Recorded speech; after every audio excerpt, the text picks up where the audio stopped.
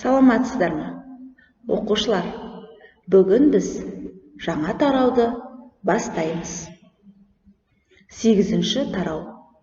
Болашаққа саяхат. Ал бүгінгі жаңа тақырыбымыз менің туристік маршрутым. Бұл бөлімде сен туған өлкең бойынша туристік маршруттар жасауды үйренесің. Техникалық прогрестің адам өміріне әсерін зерттейсің. Бренд деген сөздің мағынасын білесің. Қазақстанның ұлттық брендін жасауды үйренесің. Жаз жақындап қалды. Сен өз еліңнің мәдениеті мен тарихы жөнінде көбірек білгің келеді. Неден бастауды, қайда баруды ойластырып жүрсің? Ендеше алдымен туристік маршрут құрудан бастайық.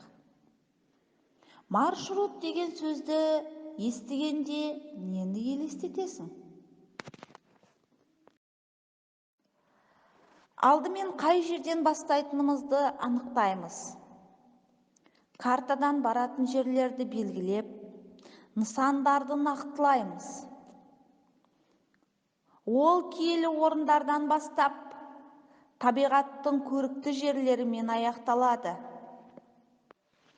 Оқушылар, отанымыздың тарихи жерлеріне саяхат жасайық. Қазақстанда халық құрмет тұтатын қасиетті жерлер бар. Қожа Ахмет Яссауи кесенесі оңтүстік Қазақстан облысы Түркістан қаласында орналасқан. Оны әлемнің 8-ші кереметі деп тегінен атамаған. Бұл сарайлар мен ғибадатханалардың кешені орта ғасыр сәулетінің жауһары. Ол ЮНЕСКО-ның әлемдік мұра тізіміне енген. Қожа Ахмет Яссауи 12-ші ғасыр ойшылы және түркілік сопылық бағытты дәріптеген ақыны. Біздің заманымызға дейін оның әлемдегі ең көне түркі тілді кітап саналатын Диуани Хикмет атты еңбегі жеткен.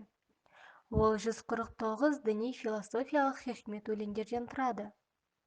Яссауи өзінің сопылық қауымын ұйымдастырған. Онда адамдарды еңбекке баулып, қарапайым, миссионерлік өмірге, құлшылық етуге шақырып уағыздар айтылған. 63 жасында дүниеден өткен Мұхаммед пайғамбардың аруағын ардақтаған ол бұл дүниенің жарығын одан асып көруді өзіне артық санап, 63 жасқа толғаннан кейін мешіт жанындағы қылуетке түсіп, сол жерде өмірін жалғастырады.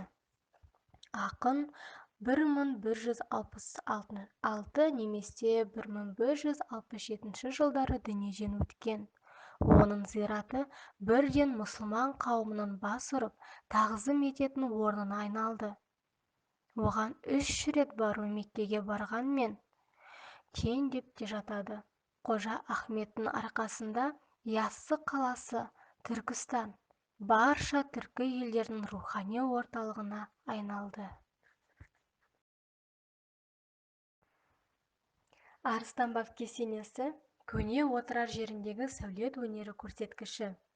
Түркістан халқының арасында мұсылман дінін таратушы Қожа Ахмет Яссауидің ұстазы болған Арыстан баб ата қабірінің басына салынған. Кесене дәлізхана, мешіт, құжырахана, азан шақыратын мұнара сияқты жеке бөлмелерден құралған. Кесененің ең көне бөлігі қабірхана болуы тиіс. Қазірде оның едені басқа бөлмелермен салыстырғанда едәуір биік. Қабір үстіне алғашқы белгі 12-ші ғасыр шамасында салынған. Мазар 14-ші ғасырда қайта жөнделген. Арыстан баб кесенесі 20-ші ғасырдың басында жергілікті халықтың қаражатымен күйдірілген кірпішпен бұрынғы Меккеге қараған есігі Түркістанға, Әзірет Сұлтанға бағытталып, солтүстік жағы кесене, оңтүстік жағы мешіт есебінде қайта жөнделді. Дәліз қақпа маңдайшасына мәрмәр тақта қаланып, бетіне хижра бойынша 1327 жыл, яғни соңғы құрылыс жүрген уақыт деп көрсетілген. Олар туралы халық жадында сан алуан аңыздар сақталған. Бекет Атамырзағұлұлы әулие, халық батыры, абыз көреген, ағартушы, сәулетші. Туып өскен жері Жем өзені бойындағы Ақмешіт Құлжан, Маңғыстау өңірі. Бекет атаның білімдарлық, батырлық, әділдік, еңбек сүйгіштік, абыз көріпкелдік қасиеттері өз дәуірінде ерекше танылған. Халық оны айрықша қадірлеп, әулие тұтқан. Адайлар өзінің ұранына айналдырған.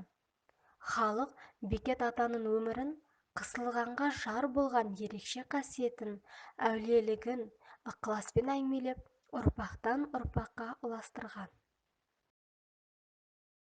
Отанымыздың оңтүстігіндегі туристік бағыттармен жүріп отырсаң, көпшілігі рухани киелі орындар саналатын тарихи ескерткіштерден тұрады. Тарихи ескерткіштер мемлекет тарапынан қорғауға алынған. Ендеше оқушылар, осымен бүгінгі сабағымыз аяқталды. Сау болыңыздар.